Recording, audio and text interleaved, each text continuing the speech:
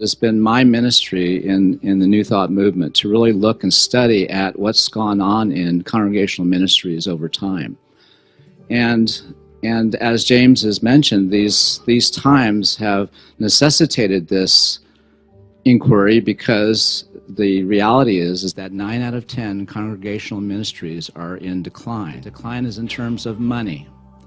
So what's happening is that money is a big issue in this economy, and churches are struggling because the tithing-based funding system, the model that we have inherited as a part of our 400-year-old ministry practice, the minister-centric model of ministry, is no longer sustainable in this economy. And so this is one reason why your ministry has sought to invite me to share what is unfolding in this arena as possibilities that give us promise that something else can come forth. And so part of my effort is not to convince you of anything, or to try to get you aligned with a program so much as is to give you information so that when people have information, they can really look at what's needed and have a coherent response to what's being asked for. And so today, what's being asked for is for you to be present to me, which is the person who's created the program that your ministry is engaging. And it's important that you understand what's involved, because it is literally an effort to evolve your ministry into a more sustainable ministry practice that leaves behind some of the unintended consequences of our current ministry practice.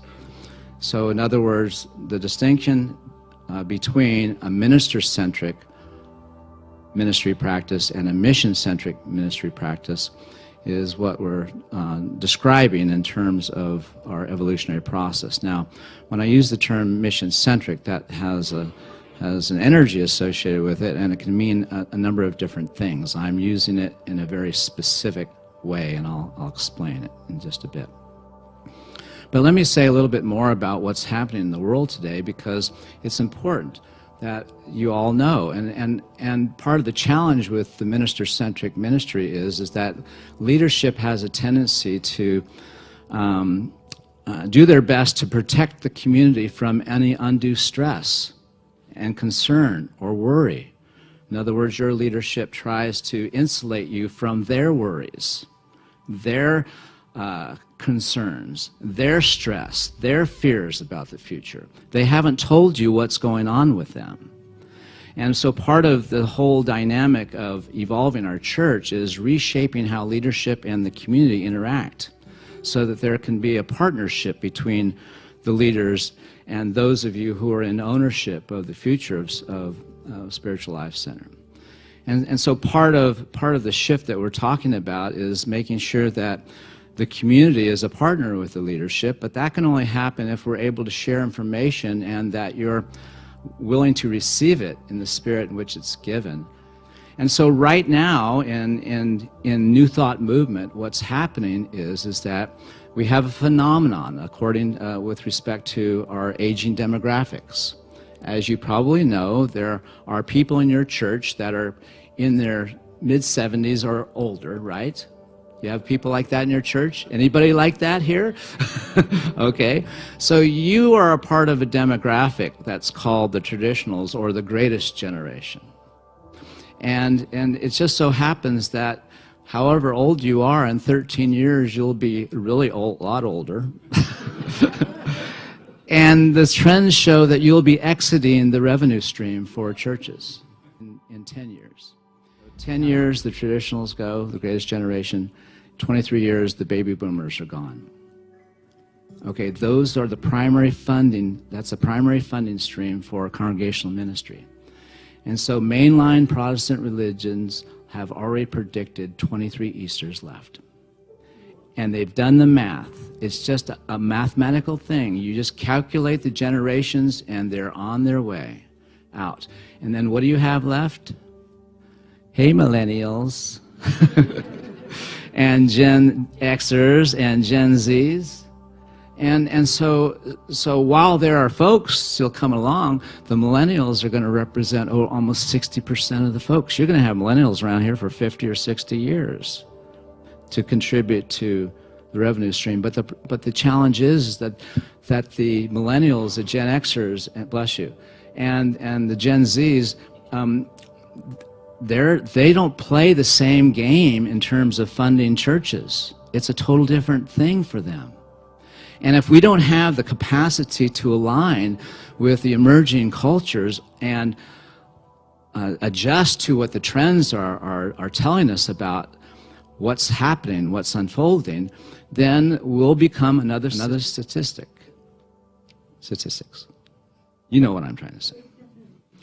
So a month ago, Unity Worldwide Ministries leadership had a summit in Chesapeake, Virginia.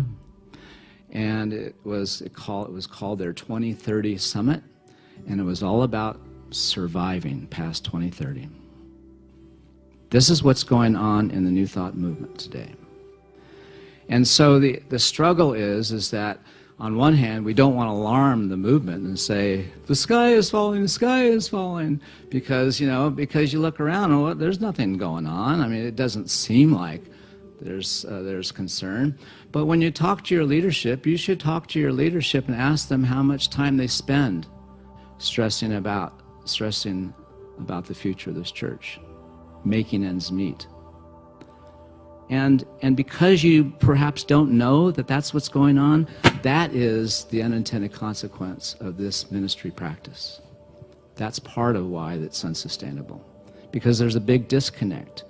Because in the pastor-flock model of ministry, in the minister-centric model of ministry, the congregation becomes like a flock, like sheep.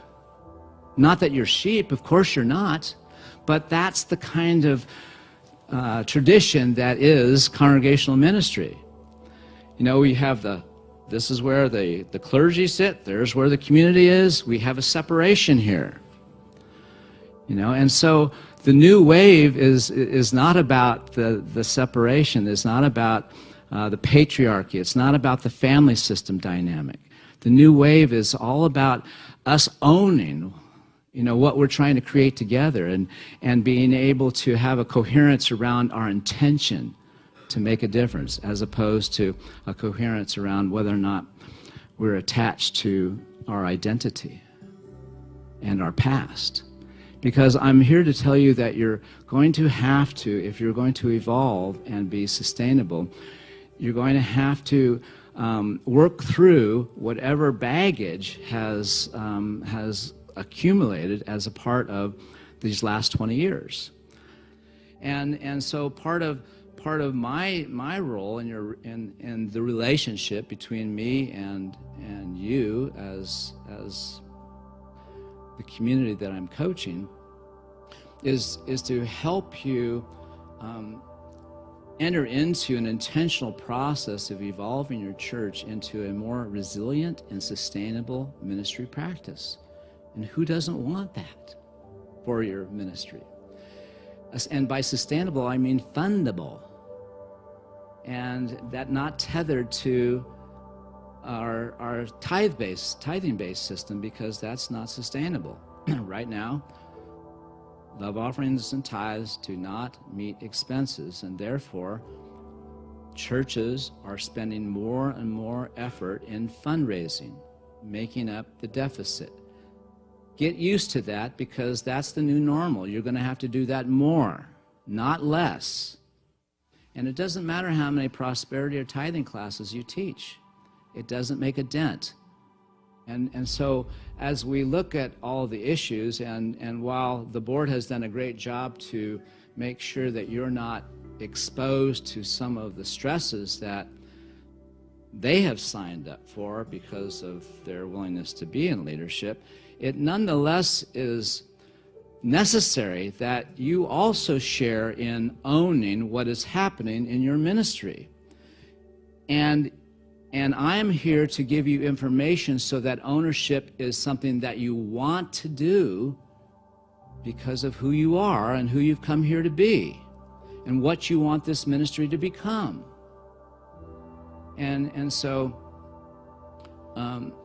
So there are certain things that are part of the coaching program that is necessary because that's my gift. And I'm owning my role in the New Thought movement to convey it.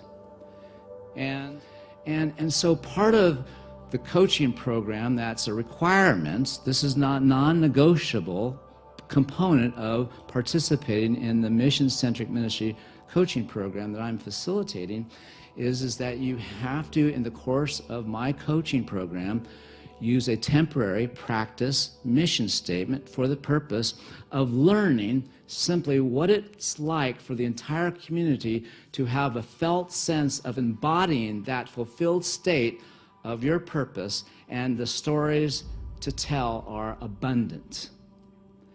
And until you have stories to tell, you cannot create ownership. You can't create ownership around a purpose that doesn't have stories to tell. And so part of your learning how to experience this new emerging model, a practice that is not tethered to the dynamics of separation and the chaotic environment of external circumstances, we're bringing into our experience a model of ministry that arises independent of external circumstances, but because of those circumstances, we are going to move into an antidote to the current conditions. And so what that means is that rather than cultivating a community that is inspired and filled with all kinds of great ideas and feelings, but what does it look like when your entire community can have a transformational story and names this place as being what has been responsible for that? You become a magnet, and you become capable of speaking into, rather than giving into this ministry, this organization, give into our purpose. And people will know what that means.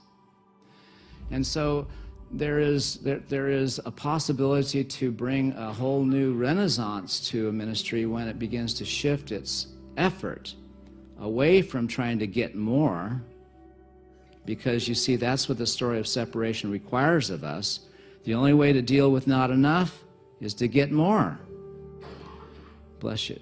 And that's what is kind of distracting us from our purpose.